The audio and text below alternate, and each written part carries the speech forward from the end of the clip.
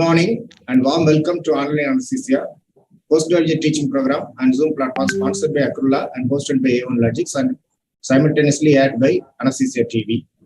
Today we are having two interesting topics in pediatric anesthesia, that is pediatric pain management and perioperative fluid management in pediatrics. For that, we have two eminent speakers in our online anesthesia platform, Dr. SANJAY PRABHU and R. JAYANTHI. I welcome both to online anesthesia platform. Today's session will be coordinated by Dr. Rajesh Jeyaprakash, sir. Over to you, sir. Good morning, one and all. Thank you, sir. Good morning, one and all. First of all, I would like to thank both of our speakers because they are spending their valuable time along with us for these two sessions. And this is going to be a very useful session for both MD and DND postgraduates. The first session is about pediatric pain management, and it will be done by Dr. SANJAY PRABHU.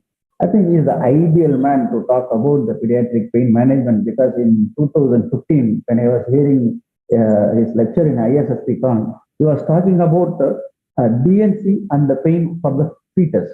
So such a forward-thinking man over the pain about the pediatric pain management, and he had done a special fellowship for that pain medicine from Australia.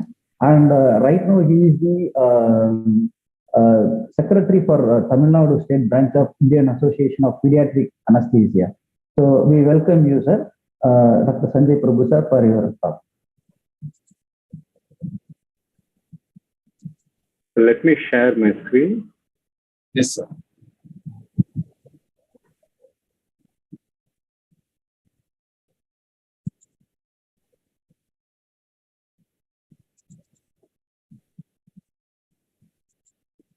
Can you see my screen? Yes, sir. Yes, sir. We can. Yes, sir. Hi, good morning, everyone. Thanks to Dr. Edward and Dr. Rajesh. Thanks, Rajesh, for that elaborate and wonderful introduction. So, it's good for me to be talking on a Sunday, and I'm even more impressed that a lot of postgraduates can dedicate their time and other practicing anesthetists to be available on a Sunday, because Sunday, I think all of us, I think it's a very crucial day for us. We have a rest day, but to have this program running on a Sunday and to do it successfully for almost 38 sessions is very impressive. So hats off to Rajesh, Dr. Edward, and their team for all the effort they've put in to get this program going. Right, so I work at Apollo Children's Hospital, and I've been doing exclusive pediatric anesthesia. I've been doing exclusive pediatric anesthesia for the past 9 years now.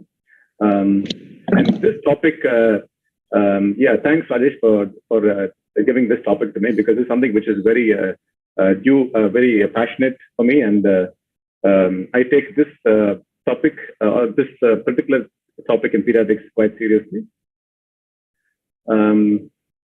It's an interesting topic, but it's quite a distressing symptom. So as we all know, that pain is probably the commonest symptom why someone comes to a doctor. And it's even more interesting that in children, I think the most important fear when they come to hospitals is about having some kind of a pain, starting off with a vaccine or an injection or an IV cannula. And for them to go through something like an operation, it's a massive stress for them. So we as anesthetists, I think we can make that journey as comfortable as possible in the perioperative period. So overview of what I'll be covering is a little bit of anatomy of pain, pain assessment, sensitization principles, general principles of pain management, both pharmacological and non-pharmacological. So I'm just running through certain points which is commonly misconceptualized. So one is, so I just want each of you to think within yourselves, for each one, whether you think the statement is true or false. So a 3-week old child can feel more pain than a 3-month-old child. So is that true or false? I'll leave the answer to you, but you will get the answers as I go through my lecture.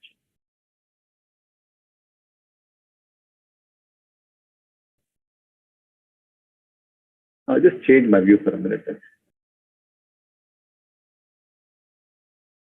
Okay, so paracetamol is best given as a suppository in children because its absorption is good as good as the oral or the IV route. Fentanyl patch can be given for postoperative pain if the expected pain is supposedly quite severe. Again, I will leave it to you whether it's going to be true or false. When you have someone having an infusion of opioids, either in the with children, are they more likely or less likely to feel pain? Ibuprofen provides good analgesia for all orthopedic procedures in children. Nocebo-hyperalgesia is a phenomenon which has been demonstrated in children. So coming to the topic per se, how is pain different in children? So it's been clearly shown that newborn and even premature children can perceive pain. And as Rajesh had pointed out earlier when he was introducing me, that even a fetus in utero can perceive pain starting from 20 weeks of gestational age, because the nervous system is fully mature by that time. And second is interesting is, younger the child, they have a lower pain threshold. The reasons we will go through. And the emotional distress a child can go through when they perceive pain is much higher, because of which that coping mechanisms can be different. Pain assessment in children, particularly in the non-verbal age group or in children who have intellectual impairment, they can be quite challenging. And finally, I think we need to give a lot of credentials to the parents or the caregivers when it comes to managing pain in small children. So all of us know about this basic anatomy. So when we have some kind of a stimulus, it runs through the sensory fibers, it goes to the spinal cord, and from there it goes to the thalamus, and finally to the sensory cortex before we appreciate the intensity and the location of pain. Now, the same diagram, now the red one is the ascending pathways. So whenever we feel some kind of pain, we immediately perceive the pain within a few seconds. But what happens simultaneously when we start feeling the pain? There are some inhibitory pathways from the brain to the spinal cord, which tends to modulate the pain we perceive. So after a certain point in time, the body tries to have some mechanisms to decrease the amount of pain we perceive by certain descending pathways. And the main chemicals which are involved in this are the norepinephrine and serotonin. Now, this pathway, the descending inhibitory pain pathway, is not well developed in small children. So that's one reason why they have a higher pain perception or a lower pain threshold. And smaller the child, they are more likely to experience more pain given the same amount of noxious stimuli. Okay, so if you have a 2-week-old child having circumcision and a 2-year-old child having circumcision by the same surgeon, the 2-week-old child is likely to feel more pain because of this particular reason.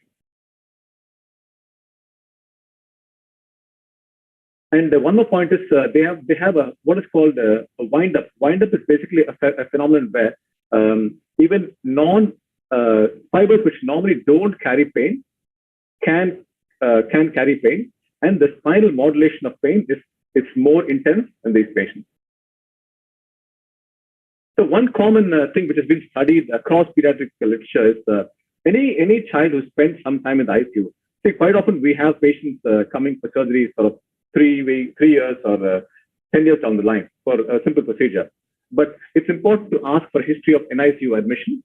So during the NICU admission, they are subjected to multiple painful procedures. So at this small age, when they have multiple painful procedures, even things like venipuncture, what happens is it sensitizes the child to pain, and there seems to be some long-lasting changes in the anatomical pathways and the physiological mechanisms, which makes this child more susceptible to pain later on in the future for whatever painful procedure they come in. Again, so one other point is this point is also applied to adult patients. So the pain tolerance or the pain threshold, how much pain a patient can tolerate tends to vary significantly among different age groups. And the mechanisms can be quite different. It starts off from things like the genetics in pain and how they respond to a particular drug. Paracetamol might be a good pain medicine for one child, it may not work well for another child. Likewise, a diclofenac might be good for one child, but it may not work for other child. This is something to do with genetics and pain. Apart from that, other factors as well, previous painful experiences, history of chronic pain, anxiety levels of the patient, all these can make a significant impact on how much pain a particular patient perceives. So when you see a child or a patient before anesthesia, how do you know that this child is more likely to perceive pain, or you need to be more aggressive in this patient when it comes to pain management? It's not always possible to judge it, but there are certain cues we can get from the history and the examination. So if a child has been subjected to previous painful procedures, or if the child has had an unpleasant experience in the past when it comes to poor pain management, which you can elicit from the parents, again, it makes them more susceptible to pain in the present surgery. Any anxious child or anxious parent can lead to higher distress from the painful procedure. History of chronic pain. So we have some children coming with history of chronic abdominal pain. Two most common chronic pain conditions seen in children is one is a headache, and second is abdominal pain.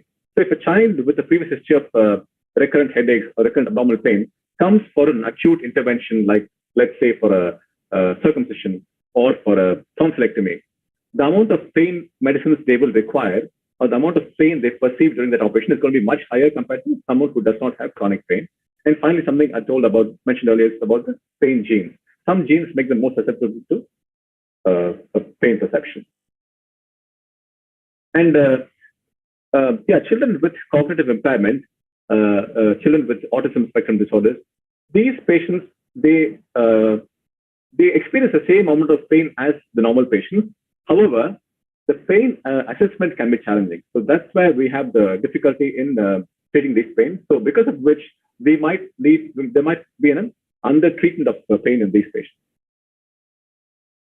Yeah, so as I mentioned earlier, since the pain threshold and pain tolerance tends to vary across individuals, you cannot have the same prescription for 10 children. Okay, so you need to sort of judge the patient based on the past medical history, how severe the surgical intervention is, and you might have to keep following the patient up in the post-operative period to see how the medications you have given works for the patient. So you need to keep, it needs to be individualized approach to the pain management. So just a question for the postgraduates. So among the four age groups, pain sensitivity or the pain, which age group has got the highest pain sensitivity or more likely to feel pain? So based on what I've lectured so far, it's clear that दोन घडीच्या आयुष्याला देऊ दुधाची गोडी प्रेम जिव्हाळा abnormal descending inhibitory pathways of pain. One other point about newborn patients perceiving pain is दोन घडीच्या आयुष्याला देऊ दुधाची गोडी प्रेम जिव्हाळा आपुलकीची केसर मिसळू थोडी अशीच राहो मैत्री आपली दूध साखरे परी अशीच राहो मैत्री आपली दूध साखरे परी हे मित्रा साजरी करू आयुष्याची Kojagiri. And one of the points is fibers which normally end up in lamina 1 and 2. The touch fibers can connect with the pain fibers in the spinal cord rex lamina. So, which means even non-noxious stimuli can be perceived as painful stimuli. So the question comes is why do we need to treat pain? Are there any sort of consequences? Some people say that it's a common concept among some physicians that no one can die from pain, but they can die from a morphine overdose or an opioid overdose. It's partly correct, but can pain kill a patient? Maybe yes, because of the consequences of what happens in various systems. So there are a lot of features of acute pain consequences wise. Again, it's a big list which is seen in all the books. But there is increased release of some catecholamines, which can make you more susceptible to even a cardiac event, particularly in adult patients. So, but leaving out the acute effects, apart from what we've seen here, there are things like lowering of the pain threshold. That's one. Second is distress, emotional distress to the patient. Third is lack of sleep, distress to the parents. So all these can make the overall outcome to the child quite significant. Apart from the acute effects, there are some chronic effects of pain which is not treated adequately in the post-operative period. One is called the CPSP, which is the chronic post-surgical pain, and there seems to be a long-term or a long-lasting reduction in the pain threshold. So this is quite significant, and this happens particularly more likely in a smaller child. So you need to be more aggressive with children with treating pain, particularly in the very small age group. Yeah, so this was evidenced by a few studies which mentioned that when you do a circumcision without proper pain relief, subsequently when the patient comes for vaccination, the amount of pain perceived during the vaccination is higher in someone who's not had a proper anesthesia during the circumcision. Okay, likewise, as I mentioned earlier, children who have spent time in the NICU, they seem to have a lower pain threshold for all procedures subsequently later on in the life.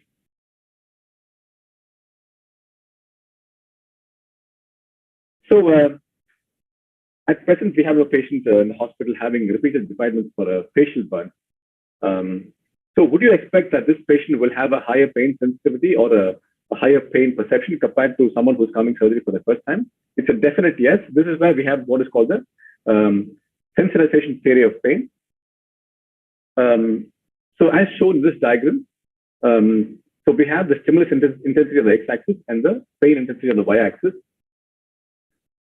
So with repeated surgeries, what happens is, with a lesser stimulus, the patient perceives more pain. That is what is called as hyperanesthesia. Okay, so a painful stimuli which will normally cause a pain score of 2 for one patient will cause a pain score of 8 for another patient. This is because of the phenomenon called peripheral sensitization. And we have this, if you look at this picture in the diagram, so when there is increased pain perception at the site of, at the wound site, it's called primary hyperanesthesia. And what happens subsequently if the pain is not treated adequately, the field from where the pain is perceived tends to increase. So the subsequent, the wound or the area around the wound will also become hypersensitive, and that is called what is called a secondary hyperanesthesia. And we also have this phenomenon where non-painful stimuli can cause pain, which is called allodynia. And some people have the pain which lasts much longer than the actual stimuli, which is called aftersensation. So all these happens when someone is not treated adequately for pain, or when they come for recurrent procedures.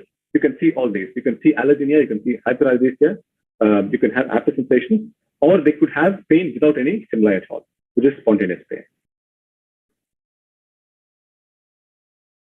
Okay, so here are two concepts which I'm trying to explain in this slide. So if you look at this diagram in diagram A, so you have the duration of surgery in green there. Okay, the hypersensitivity, the neural firing tends to start from the time the surgeon puts the incision. Okay, it continues through the perioperative period. Okay. Now, when you give some kind of anesthesia before the surgery starts, so if you do a block before the surgery starts, the amount of hypersensitivity is significantly reduced. Having said that, the duration of block which you give, let's say it works only for 6 hours. What happens after 6 hours? The pain, once the block starts wearing off, the patient starts feeling pain, and which may not be adequately controlled by parenteral pain relief. So again, the hypersensitivity starts. Okay, so when you want to achieve good perioperative pain relief, you need to dullen this hypersensitivity. So this concept of pre-surgical anesthesia is earlier called the preemptive anesthesia. Okay, now what the new terminology is called preventive anesthesia, where they're trying to minimize the hypersensitivity through the perioperative period till the time of wound healing. So they make sure that when you have a patient coming for a laparotomy, you do an epidural infusion which can provide pain relief for a good 3 or 4 days. Okay, that is called preventive anesthesia. Preventive anesthesia is giving pain relief, adequate pain relief for the entire duration of the perioperative period, right from during the operation and after the operation. So all of us know about this classification. We know nociceptive pain and neuropathic pain. So nociceptive pain is pain from muscle injury, nerve injury, muscle injury and tissue injury, bone injury. Neuropathic pain is pain due to nerve damage. Okay, so with these two terminologies we are all familiar about. But there is one more terminology called nociplastic pain. Okay, nociplastic pain. This is a pain which is, it's not a localized pain, but it's more common again in children who've had chronic pain or adults who have had chronic pain coming for an acute painful procedure. So they have exaggerated pain perception and they can complain pain at multiple parts of the body, though the pain source is only from one particular site. Okay, so nociplastic pain is more seen in patients with pre-existing chronic pain or patients who've had multiple painful procedures coming for a subsequent painful procedure. So with nociplastic pain, you have the other effects of pain, which includes behavioral disorders. They have abnormal, so they could have increased levels of anxiety. They could have mood changes like depression. Sleep can be deprived. So all these come under nociplastic pain. So assessment of pain can be challenging because they are non-verbal and some may not have the cognitive ability to say pain. So a lot of children, what they do is they can tell you whether they have pain, yes or no, but they cannot tell you the severity of pain. So that can be a challenge. So it's good to sort of get the parents' opinion when it comes to pain assessment in children. Third thing is, so you don't look only at the pain score. When you look at the pain assessment, you need to look at the pain score as well as the effects of the pain on the patient, whether the child is behaving normally, the child is eating normally, drinking normally, sleeping well, the child moving about. So you look at other aspects apart from the pain, which is multidimensional. And finally, you need to look at what is called the dynamic pain score. So when you go and see a child in the postoperative period, at rest, what you say is the pain score. Okay, so if child post laparotomy, when the child is breathing normally, you ask for a pain score. It's 3. You ask the patient to take a deep breath and ask for the pain score. So with movement, the pain score should be comfortable. Okay, so a dynamic pain score is something which has to be elicited with movement, and if the child is still comfortable with the movement, then it means your pain control is adequate. Okay, this particularly applies in situations where you need to have physiotherapy. So if you want a chest physiotherapy for a patient post-thoracotomy, post-laparotomy, or limb physiotherapy for someone who's had a knee surgery. So in all these situations, you look at the dynamic pain score as well, apart from the static pain score. Okay, so I think I mentioned this one. So these are the various pain scores. I don't think I'll go through them. NIP is the neonatal infant pain score. FLAC score is used in less than 5 years. FACES score 5 to 9 years, and the numerical rating scale is more than 8 years. Generally, we're try and achieve a pain score less than 4. So that's a child, a neonate having a pain. It's not easy to judge pain, but clearly, if you see this child, it's crying, eyes are closed, and the patient is having sort of an opistotonic posture. So this is commonly seen in neonates having pain. So this child did not have a regional block for the circumcision. So I just play the video.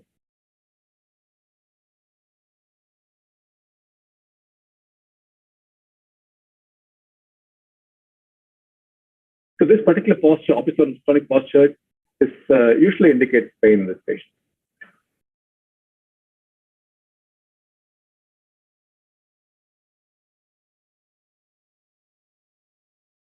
Okay.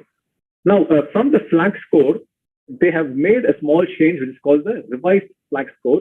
So the revised is basically, if you look at the letters in italics, so this is available on the online, so you can go through it. So this is used for patients with cognitive impairment.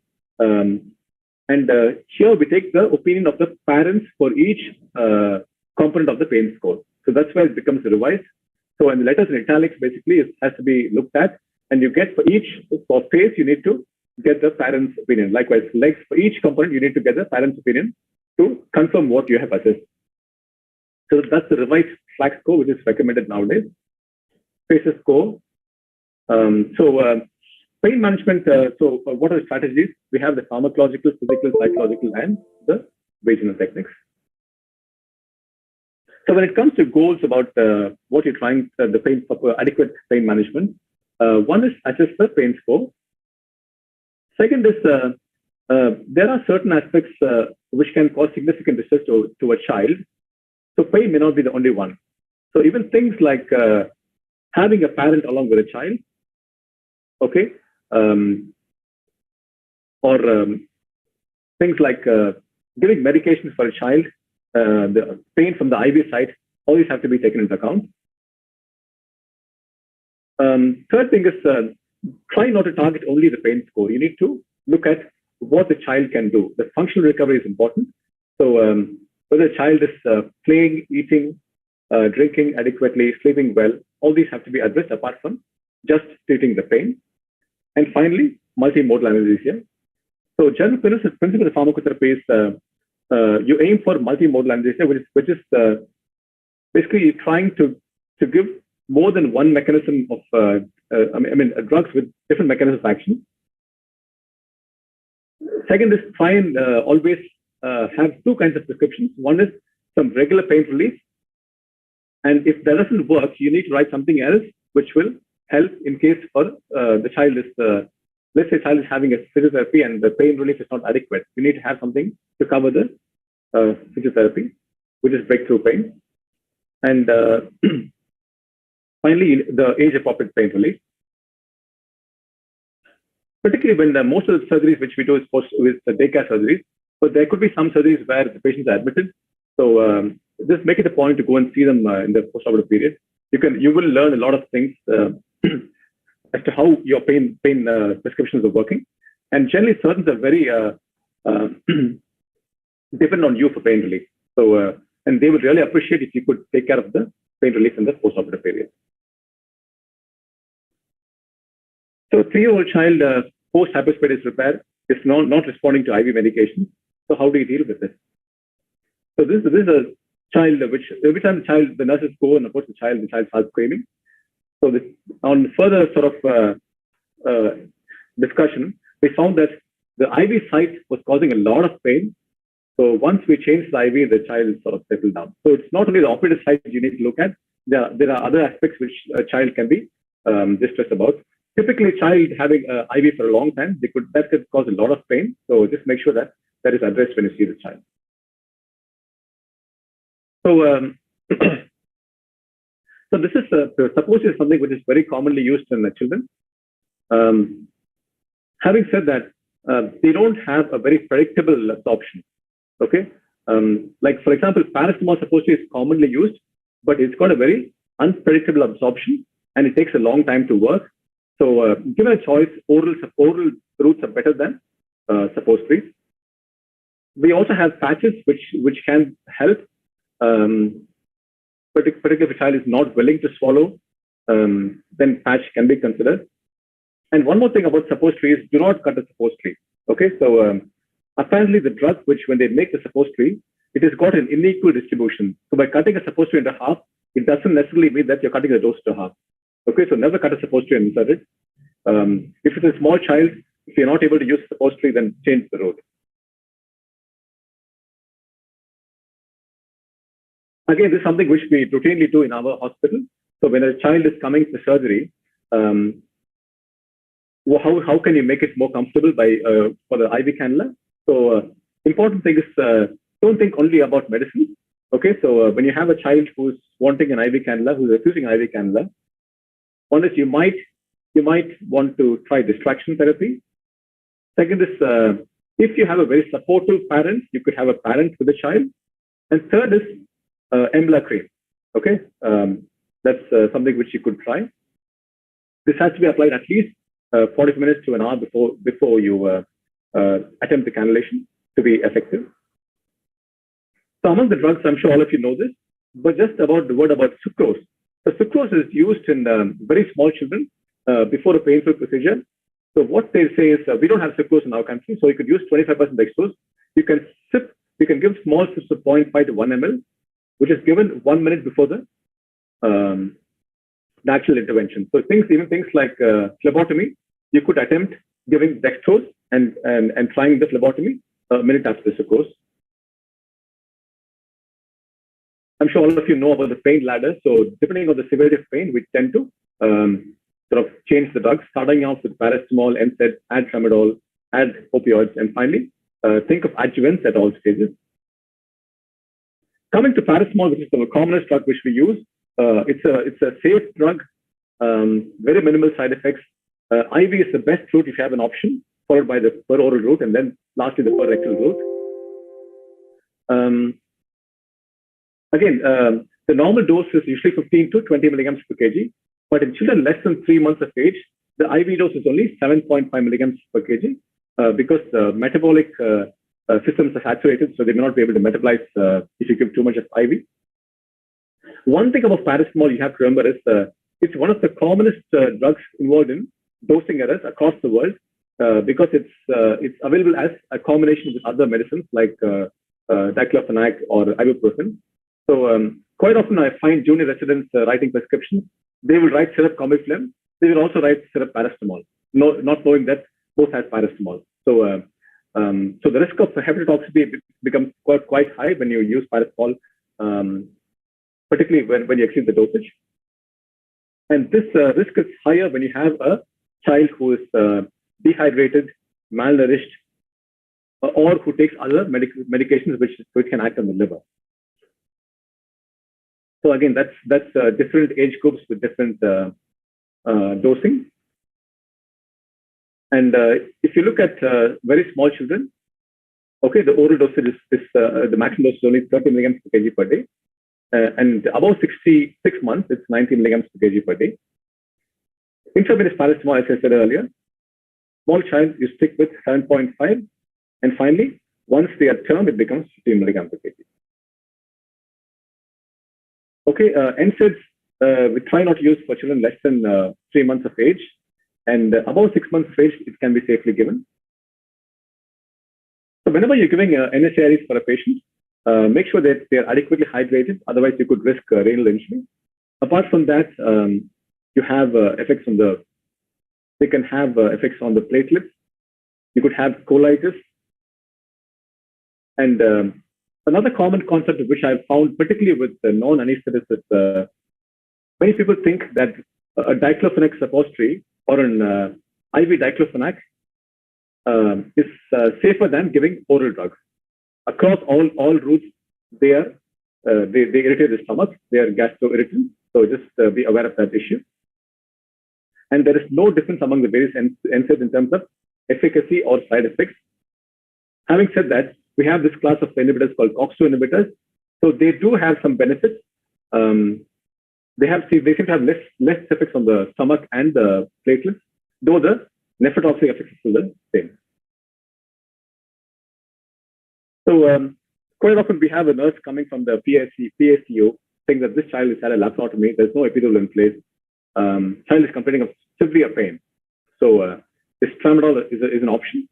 So I personally would say tramadol is not a good medication for severe pain, but it can be given for moderate pain. And tramadol in combination with paracetamol and NSAIDs might work. But when someone is complaining of severe pain, I think the only drug of choice we have is opioids.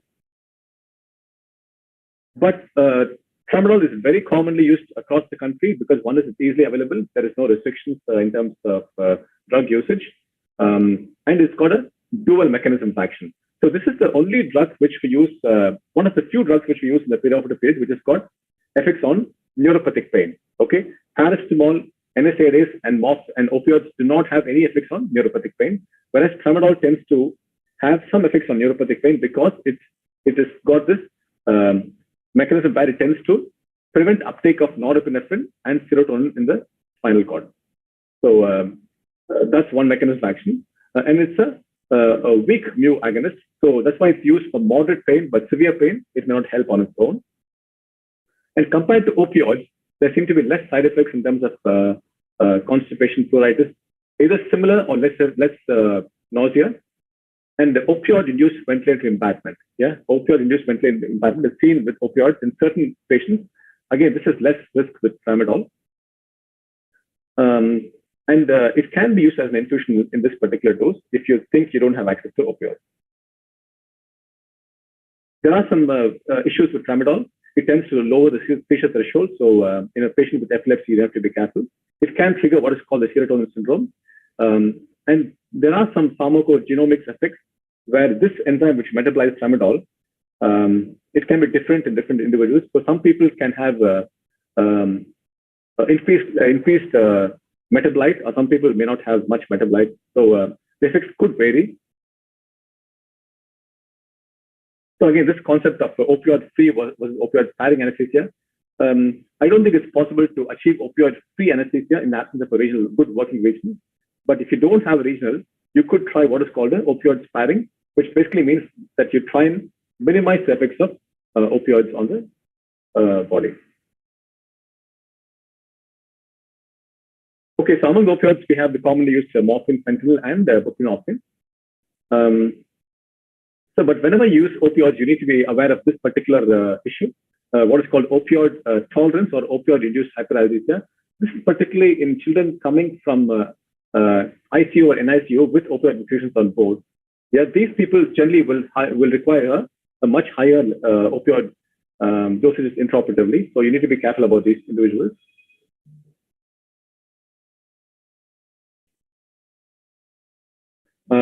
So how do you treat these patients? If someone is having an opioid on board and they're coming to theater, one is either you can increase opioid dosages, or you might have to add these medications, either in the form of ketamine, alpha-2 agonist, or Instituta, some kind of a block. Again, these are the various infusions which are commonly used. I think a lot of people who do pediatrics regularly will know about these dosages. So morphine, generally the dose we use is 1 milligram per kg in a 50 ml syringe at 1 ml per hour. Fentanyl 50 mics per kg in a 50 ml syringe at 1 ml per hour. In some patients, as I said, if they're not comfortable with this particular dosage, either you can double the dosage, or there have been recommendations where you can add ketamine 1 milligram per kg along with morphine in the same syringe and give it, particularly in patients who have very refractory pain or pain which does not respond to the conventional dosages. I think again this practice is being followed in a lot of places where the fentanyl patch is being used for acute pain. This is not recommended for a particular reason that the pain after an operation tends to decrease with time. So the pain is quite severe in the first postoperative period, becomes less in the second, and becomes even less in the third postoperative period. Whereas a patch, it provides a stable pain relief. Okay, so you could risk respiratory depression if you're giving a fentanyl patch for a patient in the postoperative period. So you have to be more careful about giving this patch. So I personally wouldn't recommend, and a lot of societies don't recommend this particular practice of giving opioid patches for a postoperative pain control. For a cancer pain, yes, but not for acute pain. This is something which we use regularly in our hospital as an adjuvant in regional anesthesia techniques like caudal or peripheral nerve blocks. So we use 1 to 2 mics per kg of buprenorphine along with the local anesthetic, whichever choice you choose. Okay, there is a certain category of patients who have a high risk of opioid-induced ventilatory impairment. So this typically occurs in obese patients with sleep disordered breathing, patients with Down syndrome and cerebral palsy. So you just need to be careful about prescribing opioids in these individuals, or you need to have some kind of a monitor to look for respiratory depression. Now, so a common question I ask many postgraduates is, how do you recognize respiratory depression in a child or adult having opioid infusion, either in the epidural route or in the IV route? So they will be always drowsy or sleepy. So this then generally precedes the bed apnea, which we normally see. So if someone is always drowsy, unable, not rousable on an opioid infusion, maybe it's a sign that they are going in for a respiratory depression from opioids. So you need to stop the opioids. Obviously, this is a very important point. Try and do a block wherever possible in children to minimize the effects of any parental pain relief. Okay, this is something which, again, we do this quite regularly in our hospital. So you have a patient who's coming for a major surgery, having a lot of pain in a postoperative period. So you give all these. You give paracetamol, NSAIDs, opioids, renals. Is there anything else you could add for these patients? So this is where we have the question of the analgesic adjuvant. So these are the various adjuvants which can be used in the perioperative period. So we have the alpha-2 agonist, nitrous oxide. I use nitrous oxide only in patients where I don't use a regional anesthesia technique, particularly when I think the pain is going to be quite severe. Apart from that, ketamine, again, it's a wonderful drug, particularly when it comes to anesthesia, where you think the child is going to have a lot of pain. So any patient where the pain anticipated is severe, you always have ketamine as one of the drugs which you use for pain relief. Apart from that, lignocaine has shown to be beneficial as an infusion in laparotomy patients. Dexamethasone, again, very useful in many patients, particularly proven in adenotonsillectomy surgery. And magnesium, yes, been used. Yeah, so I think the routine practice now is to give dexamethasone for all patients with coming for adenotonsillectomy because the pain relief is quite good. Okay, there are certain surgeries where the risk of neuropathic pain is quite high. So, and how do you recognize neuropathic pain? The patient will complain of burning sensations around the operative site, and all these symptoms. They could have burning, tingling, increased sweating, and the temperature can be vary. It can vary. They could say it's either hot or cold compared to the other side. Okay, so so all these might indicate that the child is having neuropathic pain, and the pain per se will have sort of a shooting character, or they could have things like allodynia or a hyperalgesia. So when you have neuropathic pain, it's worthwhile looking at these drugs, either gabapentin or pregabalin. And for major surgeries, I tend to give them as a routine in the pre and in the perioperative period. Again, this can be considered in certain surgeries, particularly in orthopedic surgeries involving the lower limb. They could have muscle spasms, so you could have things like diazepam or metocarbamol. Again, one of the points is a lot of patients who are anxious in the periodic period tend to perceive more pain. So when you have such a patient, you could consider sort of anti-anxiety medications, which will decrease the distress due to the pain they perceive. Okay, this is a website you can go through. It has got, for each procedure, they recommend what is the best pain relief. So it's called Prospect. Some non-pharmacological techniques which you should be thinking at is distraction, paresthesia, anxiolytic techniques. So in very small children, we have these techniques called using a pacifier and breastfeeding. So what they generally do is you vaccinate while the child is being breastfed. That tends to have some kind of a distraction come analgesic effect. And the kangaroo care is basically skin-to-skin contact of the neonate with the mother or the father. Now, when it comes to communication, so again, I see some physicians saying when they're doing an IV cannula, saying this will not hurt. So that's a blatant lie, isn't it? You can't lie to a child. So when you do something with such a statement to a child and it hurts, basically you're losing confidence. So the child is not going to believe you hereafter. So never lie to a child. On the other hand, you can use words which will sort of say that you'll try and make it as comfortable, or you try and be gentle, and so on. Okay, so this is why we have the concept called nocebo. So we all know what is placebo. Placebo is benefit from a substance, whereas nocebo is you're causing harm from some inert substance. And this is to do with communication. So there are certain sort of words which we use during a normal communication with the patient. So how we talk to the patient and how we deliver the information to the patient can have effects on what they experience. Okay, so all parents want to hear is some reassuring words. So they give you some examples. Okay, we will give painkillers after surgery. Okay, there's something which some of us do say. So when we do this, when we tell this, we imply to the parent or the child that there'll be a lot of pain. Okay, so instead of saying we will give painkillers after surgery, you could tell that we will give you medications to keep you as comfortable as possible after surgery. So it's sort of the words can be used appropriate to whichever language you normally talk to. So try and choose the words which will convey the message, but at the same time not give any negative expectations to the parent or the child. So so the words which we use can make a difference as to what the parents can perceive. So when you have a child who's crying a lot in the PACU, don't think that pain is the only cause for the crying child. It could be other factors. It could be a full bladder. Okay, it could be that the child wants the cannula removed. It's a new surrounding, new place, new people. The child might want the parent around. So all these have to be looked after.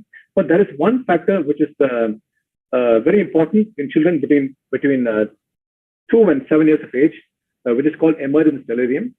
So this is a phenomenon seen quite commonly after using volatile anesthetics. So the child will thrash around, will not make eye contact, will cry a lot, will move a lot.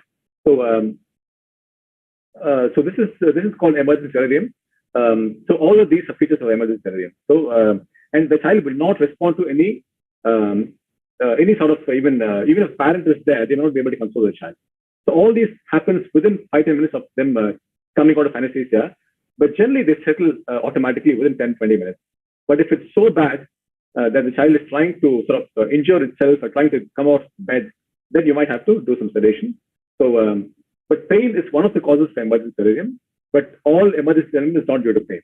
So just be aware of this particular fact that any crying child, just don't go and give a whack of fentanyl. Okay, you just need some reassurance. Just watch the child. If required, then you might have to sedate either with fentanyl, ketamine, a small dose of propofol, or even clonidine. Again, this is a good website to look at if you want to sort of learn about pediatric pain. There's something you can go through. Again, a lot of guidelines from this particular hospital. People who practice pediatric anesthesia can go through this website. So in summary, pain perceived in early life can have long-lasting changes in the patient, and this can make a significant impact on subsequent surgeries as well. So preterms and neonates are the vulnerable age groups, so you need to be very aggressive with this age group when it comes to pain relief. Second is the pain threshold and the pain tolerance tends to be hugely variable across different age groups and across different patients. So don't have one particular regime for all patients. Okay, so make sure that you see the patient, assess the patient about the risk of pain, and you might have to continue to see them in the postoperative period to see if whatever you prescribed is working or not. Pain assessment can be challenging. Take the help of parents and use the pain scores. Yeah, try and use non-pharmacological techniques. Go for multimodal anesthesia where you use different kinds of drugs. Each works for a different mechanism. Preemptive and preventive anesthesia and opioid sparing anesthesia. And so one size never fits all. So try to address patients who have a high risk of pain with different techniques. And finally, communication is very, very important when it comes to what you talk to the patient and the child. And this can have an impact onto the outcomes as well. Thanks very much. I'm open for any questions now. Thank you, sir. Thank you very much for your excellent and elaborate lecture on this pediatric pain management. We have some questions in the chat box. Sure. So first question is about multimodal anesthesia in pediatrics. Yeah. So what regimen you will recommend? Multimodal so for all patients, I give paracetamol. If there is no contraindication, NSAIDs. Okay. Third is tramadol. Fourth is I use a block if required. If I can do a block, I'll do a block. And finally, opioids. So these 5 usually is written. Opioids not always, but the first 3 was normally there. So all patients will get a combination of paracetamol and brufen or diclofenac, and tramadol as a backup plan if it doesn't help. If tramadol also doesn't work, then I go for opioids. Sir, you talked about the tapentadol. So do you have any experience of using tapentadol in pediatrics? Yeah, I've used it for mainly for adolescent patients having scoliosis surgery. So for those patients, it works well, comfortable, but I don't have much experience in using it for smaller children. So the dose is usually getting 50 milligrams capsules. So it's as effective as morphine. And for some reason, the fear for tapentadol is less compared to morphine. And the third thing is, since tapentadol has got a dual mechanism of action, it has got both, it's a strong mu-opioid agonist, and it's also got norepinephrine reuptake inhibition. So it works well for neuropathic pain as well. So that's why it's got advantages over the conventional opioids. Sir, regarding narcotics in a baby which is less than 1 year, which one is better, morphine or fentanyl? Okay, so opioid infusions in small children, they say you have to be, both are equally good, but the important caution is they need to be monitored importantly, because the mechanisms to metabolize and excrete these drugs are limited. So among the two, if they have any issues with renal impairment, definitely fentanyl is the choice. Okay, otherwise both are equally good. So how long that it will take for the diclofenac patch which we applied? So when to apply it, whether preoperatively or how long it will take to act diclofenac patch? Okay, firstly, I don't have much experience with diclofenac patch. I think it's used more common in adult literature, and I think the minimum patch is only 100 milligrams. So for pediatric age group, I don't think it applies much. But normally it's given once a day, isn't it? It's given as once a day in adult patients, and it takes a few hours to work, 2 to 3 hours to work. But personally, if you ask my opinion, I would prefer the oral or IV diclofenac over patch. Sir, IV buprenorphine for acute postoperative pain management. Yeah, I mean, I use more as an adjuvant in regional blocks. So I don't use IV buprenorphine for pain relief, but more as an adjuvant in regional blocks. Butorphanol, do you use butorphanol? No. Sir, the dexamethasone, what we use in pediatrics, will it give better analgesia, or is it for only antiemetic, or is it? Which one, sorry? Dexamethasone. So routinely it is done as an antiemetic in pediatrics. So will it give good analgesia also? See, I think the only surgery where it's proven to have analgesic effects is in tonsillectomy, but that's been extended to other surgeries as well. So, routine use of dexamethasone in children is more for antiemetic purposes, and for tonsillectomy, probably for pain relief as well. There are some other questions like, can you show the paracetamol dosage chart again? Sorry, maximum? Your slides, sir. Paracetamol dose. Yeah.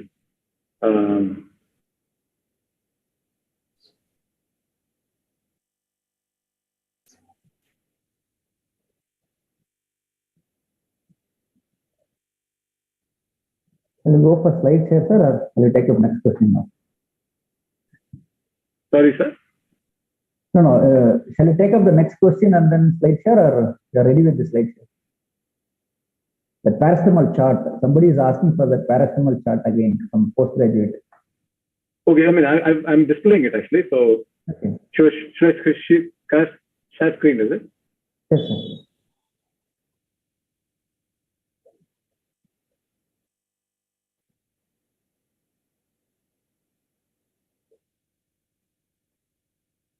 Yeah.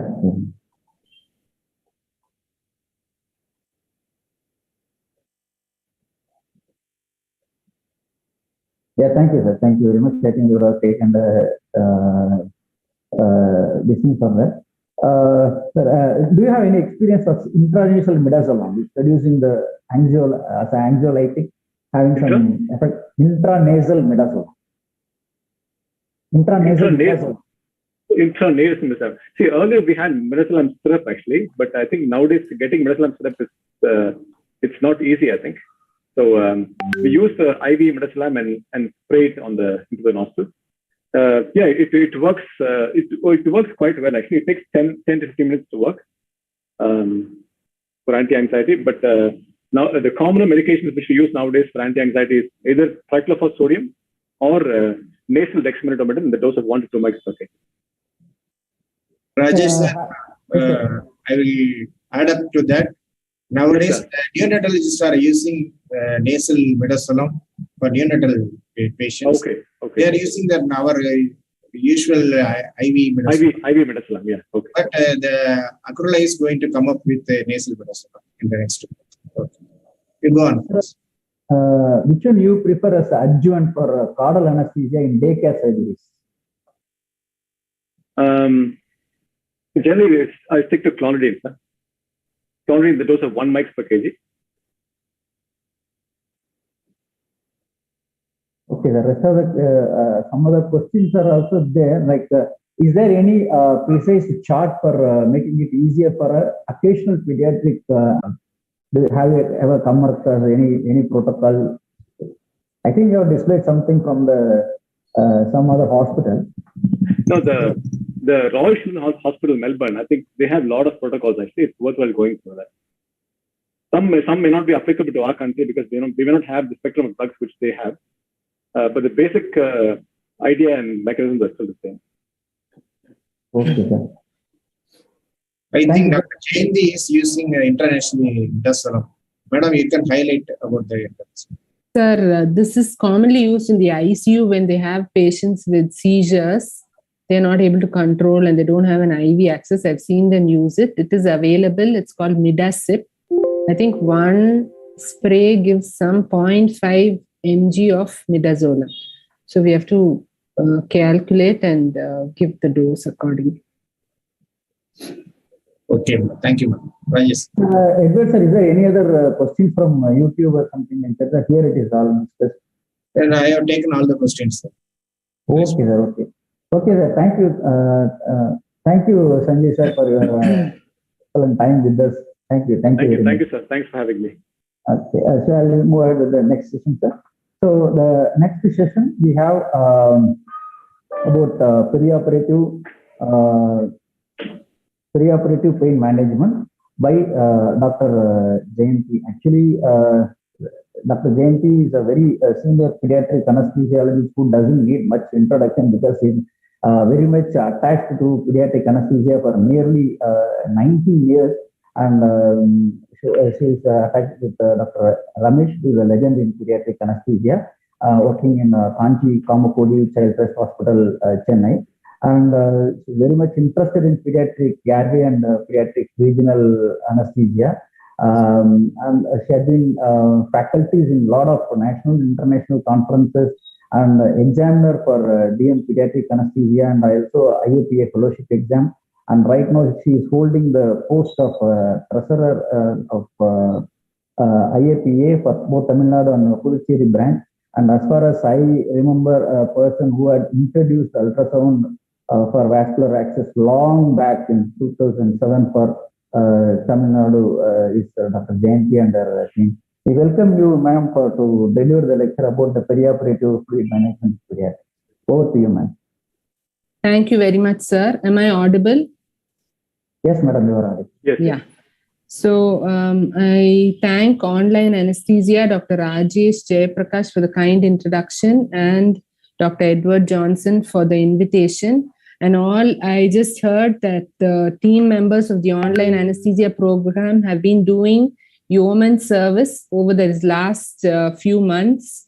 They have done 38 sessions on every Sunday, covering 2 topics in each session. And that's really, truly commendable because we all are aware how much effort it takes to coordinate and to get people together and also to make sure that it reaches the audience. I also thank the sponsors, Acurella, for providing a platform.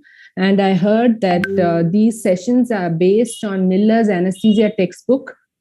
This is truly commendable. I hope the postgraduates are getting their whatever information they need from these lectures, and these are available online as well. Now, over the next half an hour, I'll be doing this topic on perioperative fluid management in children. We'll be discussing various issues of maintenance, replacement, fluids, deficit. They'll all seem a bit confusing. We'll discuss various parts of it. But in the end, I promise you, we'll give you a simple way by which you can give fluids for your patient coming to the operating room.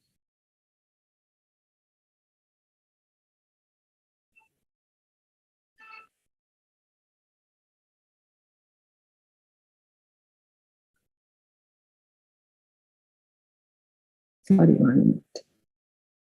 So I come from the Kanchi Kamakoti Child Trust Hospital.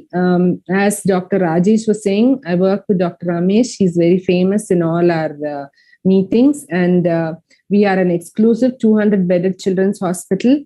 We have cover all surgical specialties. We run a fellowship program in pediatric anesthesia for the increase your knowledge and make your understanding better. We'll try to clarify as many doubts as possible. And pardon for the voice or if I cough in between because I've not been very well. Now, this topic we'll cover over these headings: a brief introduction, some fasting guidelines. I think somebody was asking about the ERAS protocol, and fasting guidelines have changed in the recent years. I've taken some of these slides from another lecture which talked about what is new in perioperative fluid management. I think for postgraduates, it's important to get what new information is available. And we look at the assessment and correction of deficit, the intraoperative fluid maintenance, the Holiday and Sega formula, how it was derived and how we have gone from there. What are the replacement fluids we give? What are some of the special situations like newborns where the fluid management is slightly different? A couple of case studies and conclusions. Now, we are all aware that the newborns have a very high total body water percentage of as high as 80%. All of the body is water, and with age, the total body water decreases to about 60%. Initially, within the first week, a large part of the interstitial fluid is lost and comes into the intravascular compartment and is excreted in the form of urine. So the initial first week, the baby loses weight, and because of secretion of various factors, atrial, natriuretic peptide, there's loss of sodium and potassium. So initially, the requirement for fluid is actually less in the newborn period. So first few days of life, you have to be a bit careful how much fluid you give. You generally give a dextrose-based solution. We all know that sodium is predominantly an extracellular cation, and the requirement of sodium is about 2 to 3 milliequivalents per kg. Preterm infants are obligate sodium losers. So only in the preterm and in the infants, you need to give a solution with less sodium. So over the years, our understanding has changed. And initially, we used to fear giving sodium solutions for babies or children. So now they say only the initial few weeks of life, as well as up to maybe 1 month of life, you should be careful about the sodium load, and subsequently they are able to handle the sodium load that you give. On the other hand, if you give a hyponatremic solution, there are more problems. While potassium is an intracellular ion and serum sodium levels are poor indicators of total body potassium. But having said that, newborns have high potassium levels per se. They are hyperkalemic. So don't look at a value of 6 or 6.5 and get alarmed. It's quite natural for a newborn to have a higher potassium value. At the same time, you do not give potassium-loaded solutions for newborns until there's an adequate urine output. So first, day 1 or day 2, they may not require additional potassium at all. Careful potassium administration the first 2 days of life has immature kidneys and there is defective renal function. So renal function is just developing at this point. Now, some of the resources from which I have taken my lecture are the consensus guidelines which came in 2007 after there was a lot of reports of hyponatremic encephalopathy in children from giving solutions based on Holiday against Sega formula. And then recently in 2015, there was a NICE guidelines. This article, which is available online, is a very extensive and very simple article which gives most of the information from my lecture. Now, this chart gives a rough idea of what is the composition of the various body fluids. This helps us to replace the correct solution. You'll find that most of the time, except in the diarrhea, most of the time the sodium and the potassium are as per your ringer lactate or normal saline values. So if you replace isotonic fluids, you'll be replacing most of the body fluids, except for gastric fluids. It's slightly lesser sodium and of course the anti-diarrheal solution. So the Holiday and Sega formula was based on this, and they devised a 1/5 normal saline solution with added potassium, trying to correct diarrhea. So that's where the problems came up. We will look at that a little later. So the goal of perioperative fluid therapy itself is to preserve hydration, to compensate for fluid and electrolyte deficits caused by disease or by preoperative fasting, to replace ongoing losses in the intraoperative period like surgical bleeding or insensible losses from respiratory or other causes, and also to continue the same thing in the postoperative period. Now, a few terminology. What is sodium less than 135 is hyponatremia. I think as postgraduates, you'll be familiar with what is osmolarity and tonicity. So osmolarity is number of osmoles per liter of solution. So a solution of 5% dextrose will be hyperosmolar, which has, it is a addition of the various components, the dextrose, the sodium, and the chloride, and you get a number of 286 milliosmoles per liter. But the tonicity is zero because tonicity is something just compared to that of plasma. So when given intravenously, the dextrose is metabolized, and this 5% dextrose, when it is given intravenously, the dextrose is metabolized and the solution becomes plain water. So when you say tonicity, it is in comparison with the osmolarity of plasma, which is about 300 milliosmoles per liter. So you take any solution, there's always a comparison. Is it isotonic? Is it hypotonic? Is it hypertonic? Because it is important to compare it with that of plasma. Why? The solutions that are isotonic, like sodium chloride or your ringer lactate, which is almost isotonic, when given intravenously, will stay within the intravascular compartment. So you want to give fluids that stay in the intravascular compartment and help to normalize the hemodynamics, or you are trying to give fluids that are similar to plasma or other body fluids. On the other hand, if you give a hypotonic solution, it goes into the goes across the semi-permeable membrane into the intracellular compartment, or it goes into the interstitial fluid and produces edema, either bowel edema or cerebral edema, and that's not what we want. So you will not be giving a solution that is hypotonic. You prefer to give solutions that are isotonic. So you have to use these solutions with caution when you're give them in limited quantities and give them as required. So this chart shows, it looks a bit baffling, but I can break it down for you. So any solution that has a sodium of, the recommendation is to give solutions with sodium in the range of 131 to 154, which includes NS and RL. So these are both isotonic. They have sodium values like this. They stay within the intravascular compartment, while ringer lactate has a small amount of potassium in it. On the other hand, if you see DNS, which has glucose as well, it's hyperosmolar outside the body, but when given in vivo, it's isotonic because the glucose is metabolized and the sodium and chloride will help to maintain tonicity, and this solution also stays in the intravascular compartment. On the other hand, solutions like 0.45 GNS or the 1/5 normal saline, the isolite P that was previously recommended, they are hypotonic, they have low sodium values, and they are not recommended. So in the operating room, what is the kind of fluid that you are giving? So you give fluids for correction of the deficit in terms of preoperative fasting, as well as for any resuscitation. Suppose the child is a small baby with a dilated bowel loops coming for a laparotomy. There will be a lot of third spacing. There will be a lot of preoperative loss. The child will be dehydrated. So you need to correct that deficit first. This deficit correction starts in the pre-op and continues into the intraoperative period often. You also give maintenance fluids for the period of the surgery, and you give replacement fluid to replace third space and ongoing surgical losses. You will also replace any bowel outputs that come out. Maintenance and replacement fluids are also continued in the post-operative period as suitable.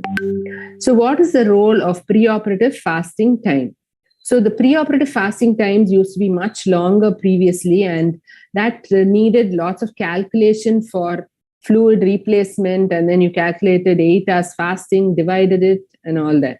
So now the fasting times have become much less, and children are recommended to give clear fluids containing dextrose. They have to be electrolyte and dextrose filled clear fluid is recommended 2 hours before the surgery.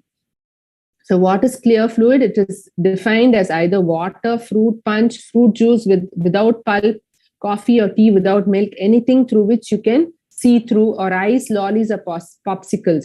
So this makes the children more comfortable. They are less dehydrated. They do not go into hypoglycemia. The initial induction with propofol or any drugs or sevoflurane, you don't get hypotension as well. So all these reasons, and the fact that their MRI has shown that the fluid from the stomach empties within about 15 to 30 minutes. So all these factors have led guideline committees to change the fasting guidelines to a 6-4-2 rule, where 6 hours for solids, 4 hours for formula and blessed milk, and 2 hours for clear liquids.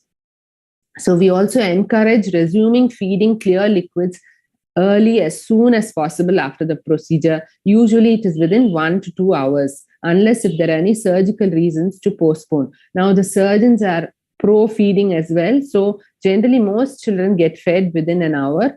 And our general rule is, if the child is fully awake, you can feed the child. So no need. So the current guidelines recommend there's no need for giving IV fluids for very short procedures if the fasting period is short and the resumption of orals is early with an IV access in place. Suppose you have a child without giving IV fluids, and if you can resume fast feeding early after the procedure, provided there's an IV access in place. So going further from the 6-4-2 rule, there are papers talking about 6-4-0, which is actually 1 hour before procedure, because they call for the child and it takes about half an hour to 45 minutes for the child to come into the operating room itself. So is 1 hour the answer?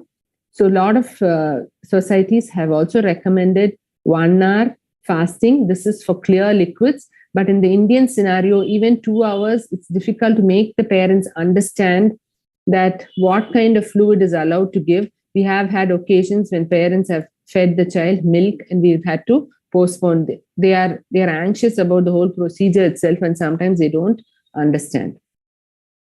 So let's take the child coming into the operating room first. So you have a child who's posted for a laparotomy, and the first thing that you need to do is estimate the amount of dehydration. The child has been has admitted to the emergency room maybe, and the surgeon has posted for a procedure. You have to estimate the dehydration and start the correction. Some of the factors that can give you an idea about what is the level of dehydration. Based on the level of dehydration, for every 1% of dehydration, 10 ml per kg is the recommended IV fluid, and this fluid will be normal saline or ringer lactate. So some criteria are looking at the pulse, respiration. Generally, the demeanor of the child. Is the child irritable? Are the mucous membranes moist? What is the urine output? So some capillary refill time. So some factors that occur early are, you get a tachycardia early, but the BP drops quite late. And the capillary refill time is an excellent indicator. If you keep using it, you will very quickly be able to see, either give pressure in the palm of the hand or at the fingertip, and you will see the blanching being, there'll be a flush within 2 to 3 seconds. So if it's more than 3 seconds, it is prolonged.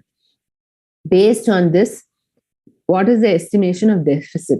So if the child is severe deficit, the deficit can be as high as 100 ml per kg. So that's how much you have to replace. So by which time the pulse is feeble, the extremities are cold, the eyes are sunken, fontanelle is sunken, and the BP would have fallen.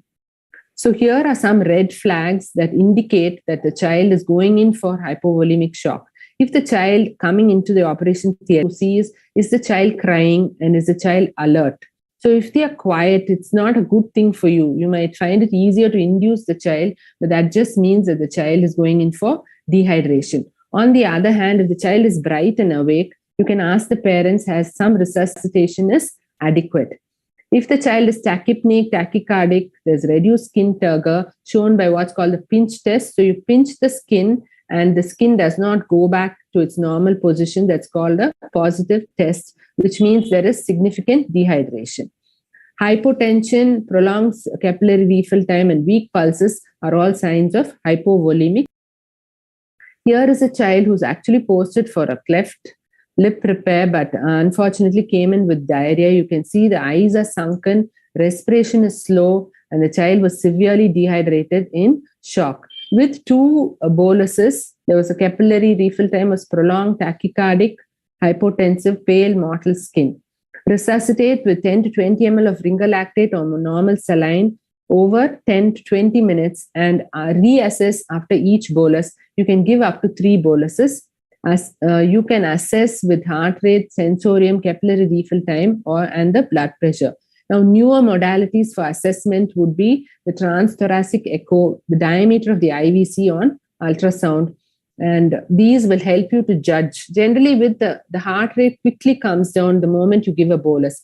Even intraoperatively, if you're not sure if it's pain or dehydration or blood loss is the cause, a bolus and you see a change, slight drop in heart rate, you'll know that it's because of the dehydration or you're behind fluids, and that's the reason for the tachycardia. So this is a child after the resuscitation. So just a quick few numbers for you to know as postgraduates. So minimum systolic BP is 70 plus 2 into age in years. So if the surgeon or you want to know the blood pressure, this is a quick formula that you can have. Now, deficit correction continues. So initially you give 20 ml over 20 minutes, over 10 minutes to normalize extracellular fluid volume in case of circulatory instability or blood loss. After 2-3 boluses, you reassess each time and think of other causes. Colloids, when large volumes of crystalloids have already been given, and you think of giving blood or going ahead with other, think of other causes. Now, generally, if the fasting period is long, you replace with the isotonic fluid. All of us are familiar with the Holiday and Sega formula, the 4-2-1 rule. I'll be explaining a few slides. You replace, you calculate the number of hours, how many ml per hour, and then you give half in the first hour and the remaining 1/4 over the next 2 hours. This is one older Ferman formula. Now, coming to the maintenance fluids, as early as this was the Holiday and Sega formula that was described, and this is still being followed by most anesthetists to calculate the hourly requirement of fluids in children.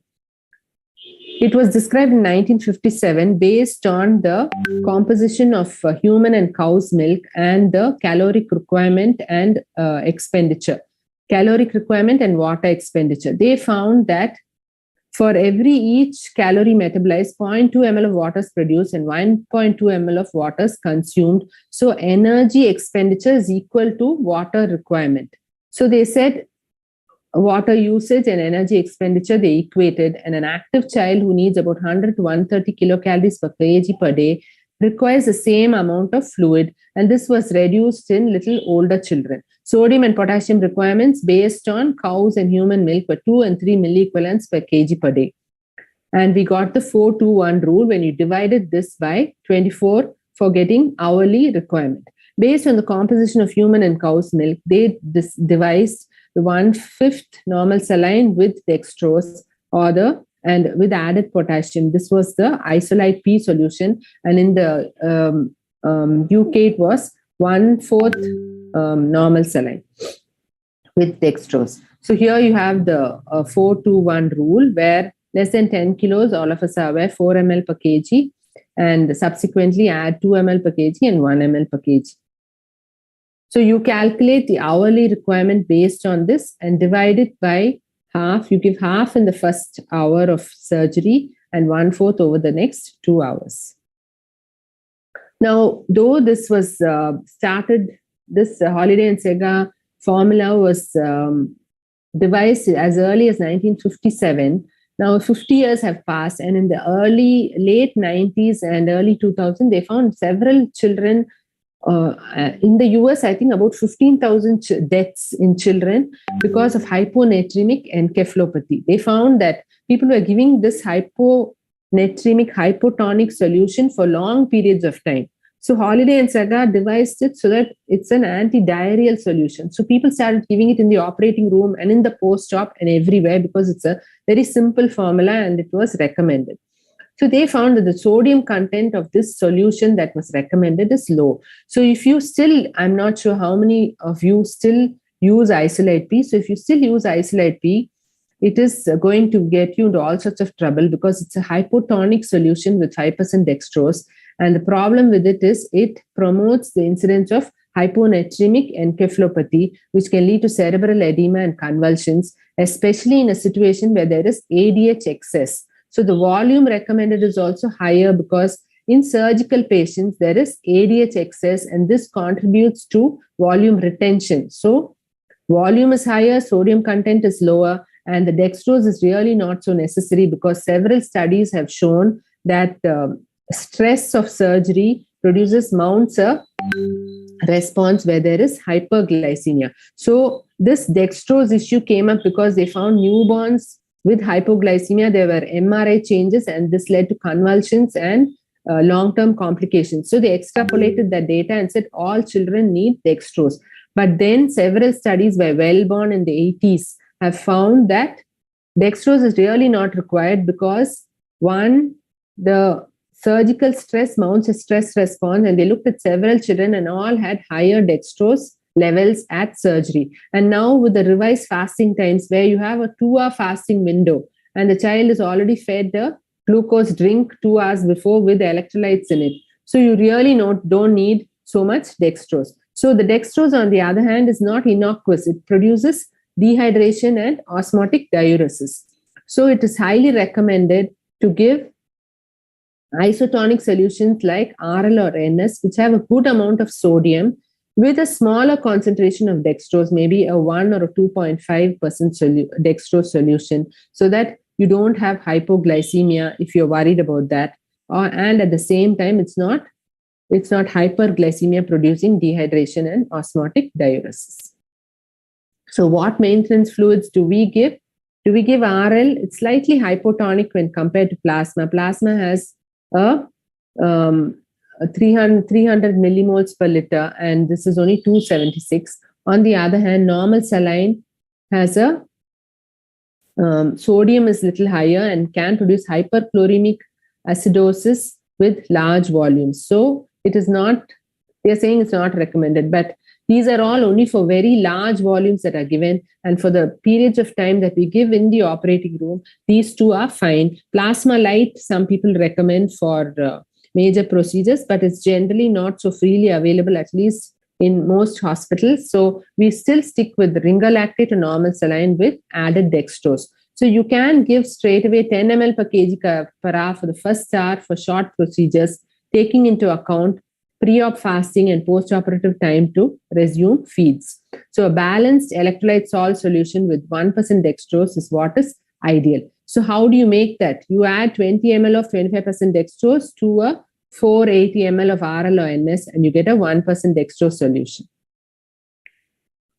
So when do you need to give dextrose? Especially you have to make sure. So if you get a patient for a circumcision, you can just put who's fasted for 2 or 3 hours. You just start ringalactate or normal saline at 10 ml per kg for maybe the circumcision takes half an hour, maybe takes 1 hour. So at the end of it, you give 10 ml per kg and the child is shifted to the recovery. If you do check the glucose, you will find that there is adequate dextrose. We've done a study in our hospital with one of the surgical postgraduates where they just took random sugar samples at induction, at recovery for all daycare procedures and found very high sugar values, even though the children must fasted for 3 to 4 hours. So you really don't need to give dextrose. You need to give dextrose only for newborns, preterms, and those on dextrose infusion. Preterms and newborns especially. So generally what happens is when you have a newborn or a preterm, they come from the newborn ward on a dextrose infusion. You just continue that as a maintenance fluid and give replacement fluid and other things with other isotonic fluids like ringalactate or dextrose. So this goes goes on as a background infusion. You could otherwise give 1 or 2.5% solution. And if you're not sure about whether there's hypoglycemia, you can monitor the glucose for longer procedures. Check glucose and give where necessary. Hypoglycemia is a glucose value of less than 40 milligrams per deciliter in newborn over 48 hours and less than 60 milligrams per deciliter in older infants and children with symptoms.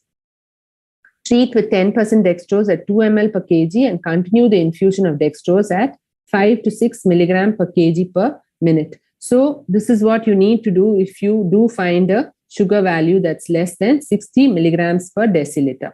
So when you suspect hypoglycemia, when the child is not waking up at the end of the anesthetic, you've given enough sugar, you have not given enough sugar, or inadvertently in the recovery or in the post-operative period, the child has sometimes they have a seizure or not responding or not doing very well. Now the guidelines for maintenance fluids now at the end of this would be isotonic ringalactate or normal saline based on the 4-2-1 rule, dextrose only in specific instances, and monitor blood glucose intraoperatively when necessary. Usually, if the duration of the procedure is more than 3 hours, you definitely need to give dextrose.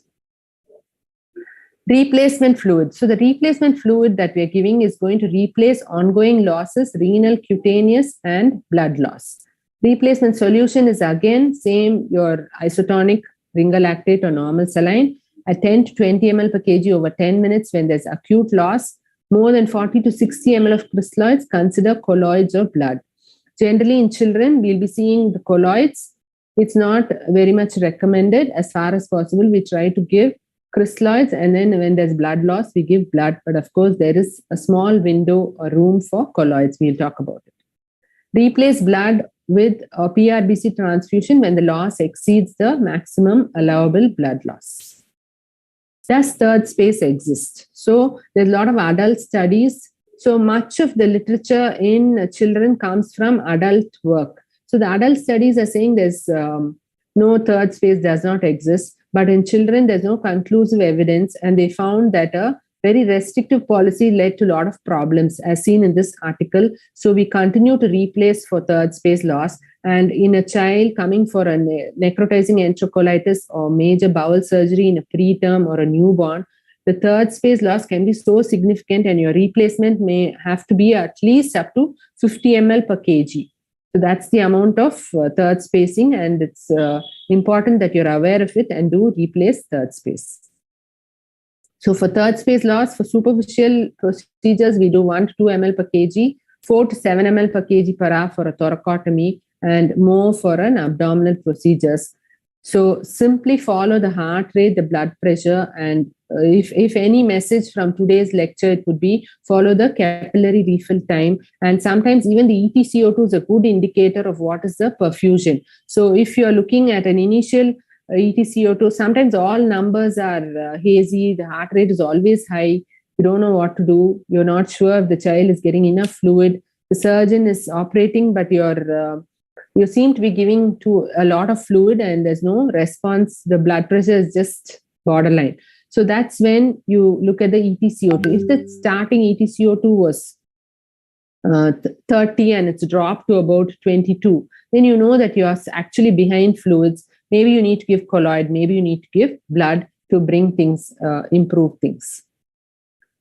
So what is the consensus on colloids? So the recent articles have gone through in detail, and we are all aware that you have the naturally occurring colloid albumin, which is actually the gold standard, while the artificial colloids are the hydroxyethyl starches and the gelatins. Now this HES 130, which has a high molecular weight, is supposed to be better than the others because it produces less chances of anaphylaxis, renal issues, and coagulation problems. But all colloids, if you stick to a dose of about 10 to 15 ml per kg and a maximum dose of 50 ml per kg, the chances of problems are less. So keep the problems at the back of your mind and do not recommend giving colloids in situations where there are leaky capillaries like sepsis or traumatic brain injury. And albumin is the preferred colloid in newborns. So coming to blood transfusion, this is a very debated topic. It varies from center to center. Depending on the situation, each anesthetist have their criteria. But generally, 10% of blood loss is what you attempt to immediately replace. You will replace initially with crystalloids, and beyond about 20, maybe 30 ml per kg of crystalloid, you switch to blood. But having said that, the maximum allowable blood loss is an estimated blood volume into the initial hematocrit minus acceptable hematocrit by the initial hematocrit. And the transfusion trigger is supposed to be about 7 grams per deciliter in children. In ongoing loss, we tend to accept a higher, go for a higher transfusion trigger of maybe about 8 grams. So in our babies, when the starting HB is about 10 grams and you have seen some blood loss, you quickly start replacing with blood.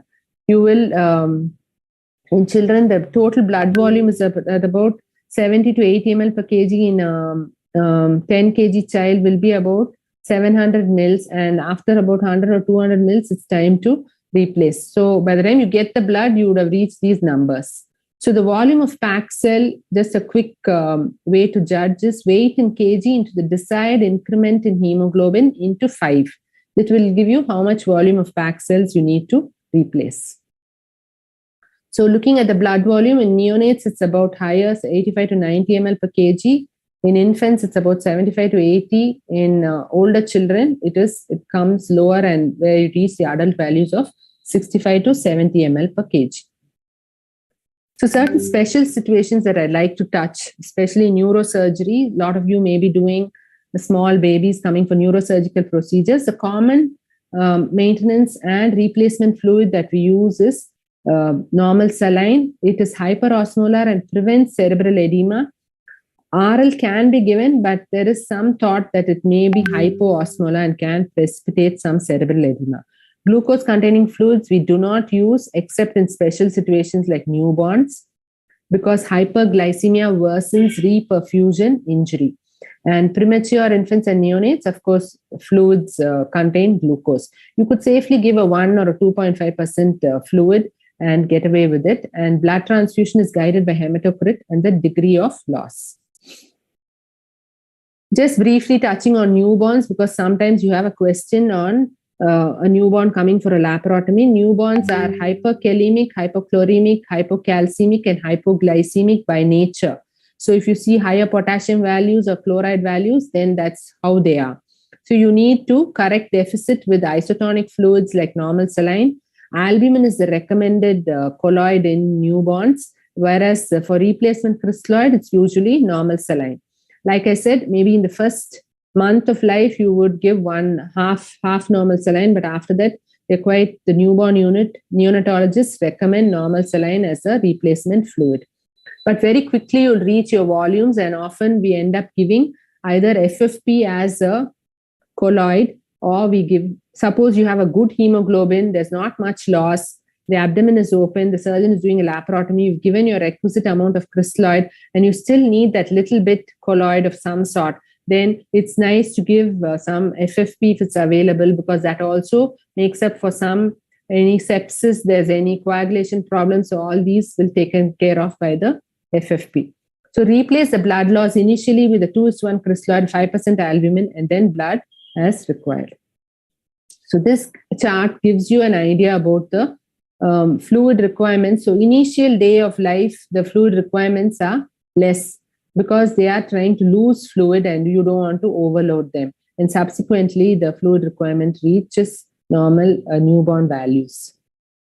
So we have a child here who's a 3.2 kg child at 32 days of age with non-bilious vomiting for 1 week.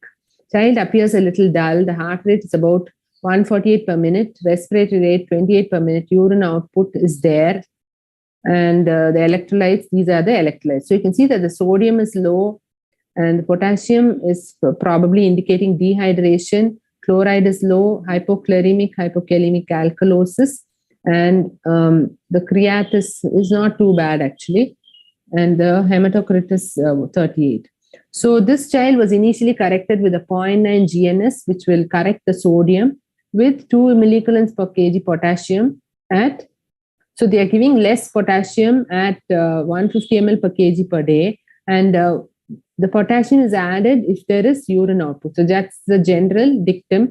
And in children, you can give maybe for 3 to 4 hours and reassess. So on reassessment of the fluid bolus, they found after few hours, they found that the sodium is overcorrected, the chloride is corrected as well, and the potassium is on the higher side. So they have readjusted the fluid after this. So you got a good urine output, 2.2 ml per kg per day, and the child was initially looking a bit dull, but when the child came for the procedure, was really active and busy. Now, subsequent correction, which was with 0.45 GNS without added potassium, and pyloromyotomy was done. So this child will go back to the ward, and generally our dictum is pyloromyotomy is not a emergency surgery. It needs good correction before taking up for procedure. For every week of vomiting, the child is corrected for at least 1 day. That's a general rule of thumb. So once the electrolytes are corrected, then it's ideal to take up for procedure. So even having said that, even though you have corrected the electrolytes, they're still a bit hyponatremic, and they tend to take a long time to wake up. So the relaxant effects may last for much longer, and you have to be very cautious. A good regional with very minimum IV drugs, with just some sevoflurane, intubation with a small dose, maybe half dose of atracurium, and a good caudal or a local block will take care of the anesthetic. And then the child has to be fully awake when extubated, because there are reports of children going back into apneic spells in the post-operative period, and we don't want that. So continue the 0.45 GNS for the procedure and post-op, and check the electrolytes post-op. Now, this is another child. This is a simple procedure child coming 10 kilos for a left open occipitopexy, has been fasted for 2 hours. The parents understood what you meant by clear fluids. So nowadays, most parents understand if you tell them ORS. So ORS apple is a very common thing that they understand, and that is something safe. It has electrolytes, it has glucose. So there was a question about ERAS and asking if you can give a dextrose containing fluid. So the recommendation for preoperative oral fluid 2 hours before, 1 hour before, is actually dextrose and electrolytes should be present. So this ORS apple is great, and a lot of children like it. So many people recommend the tender coconut water, but the children don't understand what that is, and they probably never had it. The other thing we recommend is Appy, which is a fruit drink, or any other fruit drink, which is clear. So what fluid would you give? This child can have 10 ml per kg of ringalactate over 1 hour and feed subsequently. As Dr. Sanjay was saying, we always combine a regional block and give dexamethasone IV, so that it acts as antiemetic and also analgesic, and that prevents any nausea from the occipitopexy procedure. This is a newborn coming for a laparotomy for a jejunal atresia. The child is about 3 kg, still within the 1 month period. Heart rate is a bit high. The blood pressure is just about okay, and electrolytes potassium is a little low. Chloride is low as well. So there is not much urine output. So you continue the 10% dextrose intraoperatively at 12 ml per kg, which is 12 ml per hour, sorry. This is the 4 ml per kg per hour based on the Holiday and Sega formula. And another IV access you can give ringalactate. First you give a 30 ml bolus, that is 10 ml per kg over 10 minutes, and wait, and then you'll find that the heart rate drops a little bit. Then you give another bolus, and subsequently, once there is some sign of urine output, you can proceed with the surgery itself. So it's worthwhile waiting a little while, resuscitating your patient, and then proceeding, because this child was intubated in the newborn unit and they had already started resuscitation but was severely dehydrated. You could also at this point ask for some FFP or colloid, or albumin is available. I think albumin is now available, and it costs about 1,000 to 2,000 rupees. It's not too bad. Initially, in between, it was very expensive. So albumin is the recommended colloid in this scenario in newborns.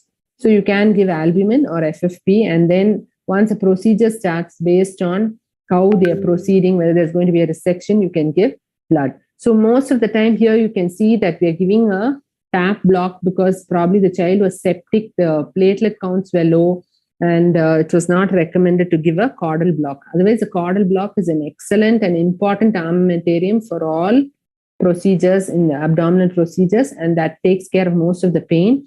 Dr. Sanjay gave an extensive and elaborate account of the pain relief mechanisms, and this is the newborns, and I think most children are a group where a good regional block is the beginning for all pain relief, and he very clearly indicated how about the drugs and various things as well. So the next two slides are important. It just give you a summary of all that I've been talking. So any patient, perioperative intravenous fluid therapy, rule of 10. Just remember the rule of 10. You can give what you give as maintenance. You give a balanced salt solution with dextrose. So you add 20 ml of 25% dextrose to an RL, you get a 1% solution. You give that at 10 ml per kg per hour. You can't go wrong. Next is what? Replacement therapy. Suppose you have to give a bolus if there is hypotension. What do? You give 10 to 20 ml per kg. If you're giving any colloids, what do? You give 5 to 10 ml per kg. And the maximum of about, generally at about between 10 to 15, you're fine, and maximum is 50 ml per kg. The transfusion again is about 10 ml per kg. So if you just remember this, you will be safe. And generally, children are quite forgiving. You give a little extra, they do have good enuresis as long as urine output is good. But having said that, it's ideal to use a burette set for any child less than 10 kilos. And infusion pumps are fine, but infusion pumps have a lot of problems. So you should make sure they don't extravasate, because they tend to push the fluid. So proposal for perioperative IV fluid in children: preoperatively, keep fasting times short, clear fluids 2 hours pre-op. Minor procedures, give a background infusion of 10 ml per kg of our balanced salt solution with glucose.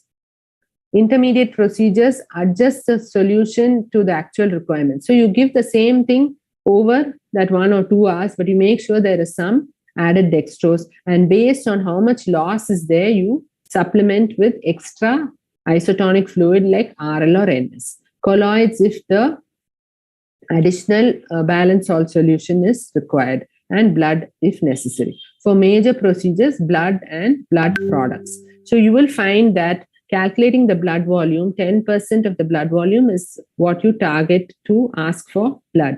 And beyond that, very quickly in major neurosurgical procedures, you will find that the blood loss quickly reaches the massive transfusion levels. So you have to be cautious in following the blood loss and replacing with blood. So this easily summarizes what is the thought process in a pediatric anesthetist. It is important for them to design a system of care that can develop perioperative fluid recommendations in the local environment, and to adjust the administration of fluids to the child based on guidelines factoring individual circumstances. This is just to say that some solution may be available in the West. So there is something called bionic in the Europe and other countries, which is a balanced salt solution with dextrose, but that's not available in India. So we have to make our own, or sometimes we supplement with 0.45 GNS in smaller children. So you have to adjust according to your criteria. And we might say 2 hours, 1 hour for clear fluids in some other country, but in India, the parents don't understand. So you're better off giving them advice 2 hours and then telling them what fluid exactly to give and telling them what solutions to give. Because socioeconomic conditions vary across the world, the guidelines and practice will vary, and consensus will likely remain local for the foreseeable future. So these are some articles from our own colleagues which are easily available and excellent reviews. So we have a pediatric anesthesia meeting in Coimbatore coming in February, and I would recommend all of you to attend the meeting to get more information and to learn more about pediatric anesthesia. Thank you. These are some of my references other than the ones I already showed. Jeyaprakash sir. So thank you, madam, for a wonderful lecture. I thank you once again for even you are suffering from URI. You take all the that shows your commitment to teaching. Thank you. Jeyaprakash. Thank you, ma'am. Thank you for the excellent elaborate lecture. We have some questions on board, madam. Yes. First to start with like post-operative feeding. Is there any recommendation to how to start with and what type of fluid first? Then. So post-operative, usually we start with water if the child is old enough. Newborns, they don't give water. So newborns and smaller babies only breastfed. We'll give breastfeed once the baby opens eyes and is awake and crying, can be fed. So basically, it also depends on what drugs you use intra-op. We generally don't use much narcotics. Our technique is a lot of regional, a little bit ketamine, and some narcotic if necessary, very small quantity, not the higher doses. So we'll probably use a fentanyl, which is short acting. So in that kind of situation, if you're aware that your child is well to take feeds, is fully awake and crying, then a mother can feed even at 2 hours. So 2 hours is a safe time, but a lot of them, by the time you give the child to the recovery, they're just screaming and shouting. So the only thing that can calm them is they're quite awake, they have airway control, they can swallow, so they're fine. And they're not going to vomit because none of the drugs that you've given are going to stimulate vomiting. So anyway, the IV is there in place as well. No, this is a question from Edward, sir.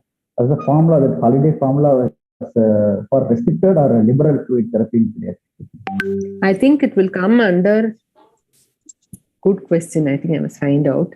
It's probably restricted. That's why you must interact with PGs. They're asking thought-provoking questions. Anyway, good.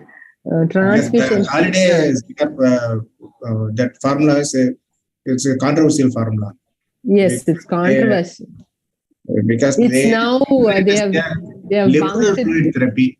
So in some patients it is acts as a liberal fluid therapy. So in the post-operative period, it will become liberal because we want to reduce it to 80% in the post-op. But otherwise, if you take it as a general rule, it should be restricted only. Okay. Is there any? Yes, sir. Yes, I want to tell something. No, sir. The transfusion trigger in preterm and newborn is slightly higher. So preterm generally 12 grams and 10 grams. 12 grams is with oxygen, 10 grams is without.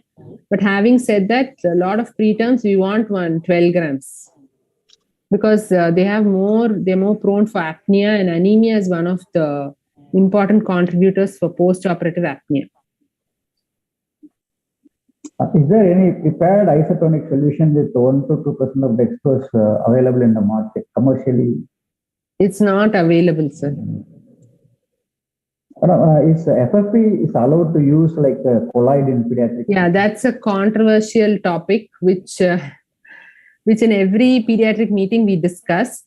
But having said that, I have seen some of the Western, I've asked the same question to some of our Western colleagues, and they have said that in newborns, you can take it as it's a kind of a treatment modality because that child is septic, is already having a bowel procedure, is losing blood. So you're giving a colloid, and that situation giving FFP is fine. But if you look at the infection risk and the risk of giving a blood product, then it should not be given. If albumin is given, it is recommended, is available, it's recommended to give albumin over FFP. So they've taken the infection risk into consideration. We have to avoid. So if they ask in an exam, you cannot say I give FFP. The preoperative clear fluid, how much volume you will? Preoperative clear fluid is, I think it's about 5 ml per kg, if I remember right.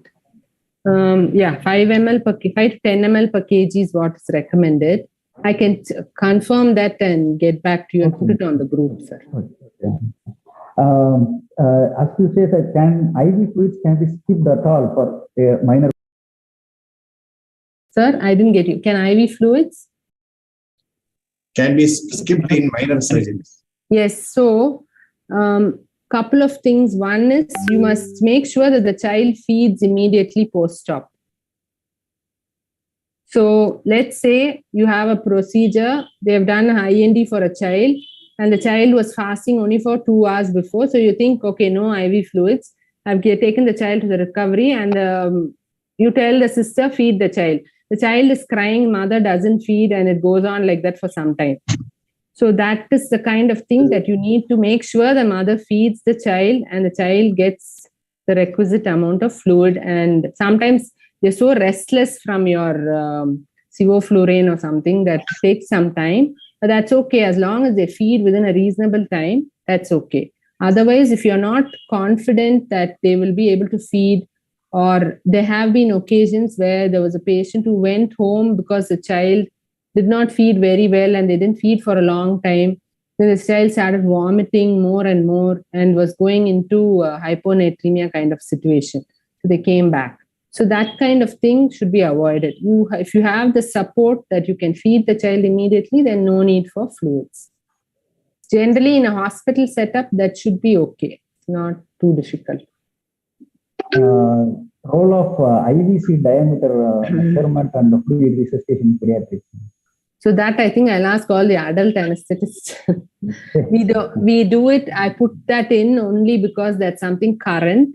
But we have seen the IVC diameter, and it's more like, what shall I say? Like we want to do ultrasound and learn more, and in that context. In an acute setting, I'm not sure, unless you're a true expert. And I think a lot of the ICU people use it more than the anesthetists, unless there are a lot of seniors here who use the ultrasound a lot.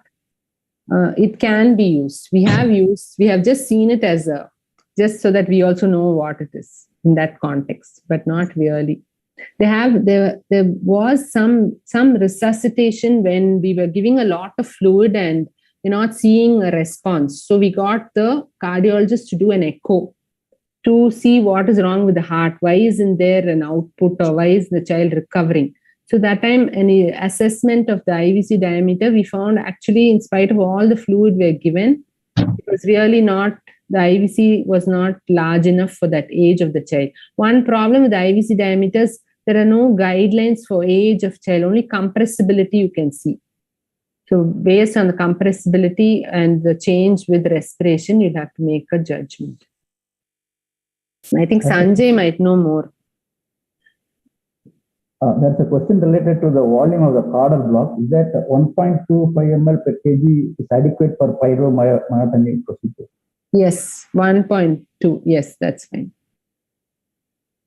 So you can give, now we give even rectus sheath block, or the local itself is adequate. One advantage of caudal is that when the surgeon operates, the bowel is not popping out, or it's quiet. But these small babies with pyloric, they are quite dehydrated, and how much ever rehydration happens, they don't need too much of relaxant and things. So in that way, with this particular baby, that photo, the child looks very active. So if you don't give enough, the bowel will keep coming out when the surgeon is operating. So in that context, caudal is an excellent block, and for post-op as well. You can get away with giving much less anesthetic. Should we go for irradiated blood for preoperative if the hemoglobin is low in preterm or neonate? So now that's what they are recommending, sir. The preterms and neonates, they are giving irradiated blood. And single pack, from single donor packs they're giving. So one same child will get only from one donor, so that you don't have too much infection risk exposure. So to make it summarize, is 10 ml per kg isotonic solution is sufficient for maintenance rather than standard 4:1 rule? Sir, rather than? The standard 4:1 rule. 4-to-1 rule. Yes, 10 ml per kg is adequate. So it will cover the pre-op, post-op, everything. You just give. That's up to a couple of hours. You can give that. More than 2 to 3 hours, then you have to calculate every hour what's happening in the surgery, whether you need more replacement, all that you can. Sanjay sir, are you there? There's a question to Sanjay Prabhu sir. I think he is not there. There was a question like what medication can be given for emergency delirium in pediatrics? So emergence, generally we are giving either propofol or dexmedetomidine, a small dose ketamine maybe. So all these drugs can themselves produce some emergence. So you give, dexmed seems to be an excellent drug. If you are anticipating emergence, like in some children who are already hyper or you've used a lot of sevoflurane, then you might as well give the dexmed before. So they wake up much more quiet, like the tonsil. Tonsils, the chances of that is much higher. So you give dexmed in the beginning of the procedure, small dose, and they wake up quiet.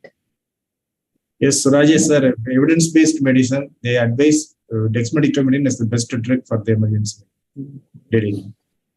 Up to what age group that the 10 ml per kg per hour formula can be followed? You mean the lower limit or? Both upper and lower limits. 10 ml per kg. Upper limit is for like we use even in adolescent, older children, it's not a problem. Lower limit is, I think, see, the thing is when they come for surgery, they are not fully hydrated anyway. So you can start off anything 10 ml per kg, you can start off, even the newborn. It's not a problem. And then you assess, reassess and decide. It's always a question of reassessment. You just don't, initially if you give that, you're not going to go into pulmonary edema and have any problems with that. So there is a caveat for this 10 ml per kg rule where they are saying use with caution in children with cardiac or renal disease. So anyway, those children, you're going to be cautious. So all others you can give.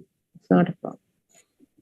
Regarding the transfusion in pediatric age group, particularly in the newborn, yes, it is mandatory to go for cross-matching because can we give any other blood group because there won't be any antibodies in the blood? We always cross-match and give. Yes. This is a question from Partha sir. Is continued monitoring of hand-on pulse or volume status? No. It's never gone, sir. So always, now we have ETCO2 as one. It's become like hand-on pulse, or instead of your precordial stat, you have ETCO2. I would only say that, but nothing beats hand-on pulse. Even under the drapes, you can feel in small babies less than 6 months, you feel the brachial artery on the medial side of the arm. That's better, or you can feel the carotid, of course. But nothing beats that in assessment of volume, in what's happening to the child. Is everything okay? There's no monitor. Lot of situations, the monitor goes off or you're shifting the child. Nothing like hand-on pulse. And I'm glad sir brought that up. Precordial stat, unfortunately, we are not using. We have ETCO2 instead of that. I don't know, like others are using ETCO2, precordial stat, I'm not sure. Sir, are you using?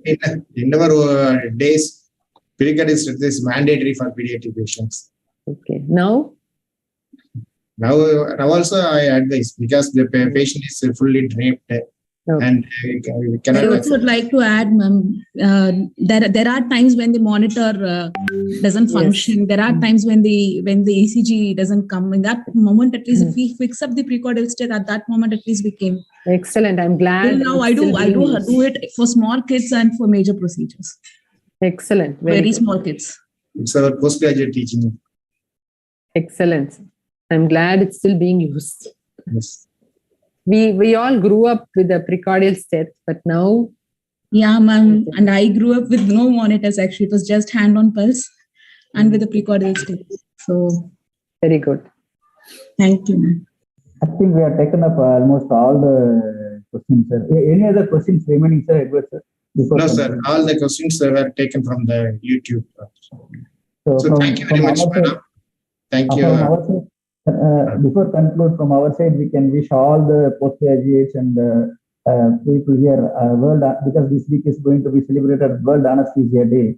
So we wish them good celebration in the department for the World Anesthesia Day. And thank you for both the speakers who had spent their eminent time with us. And thank you, Edward, sir, for giving us this opportunity. Thank you. Thank you. Thank you, sir.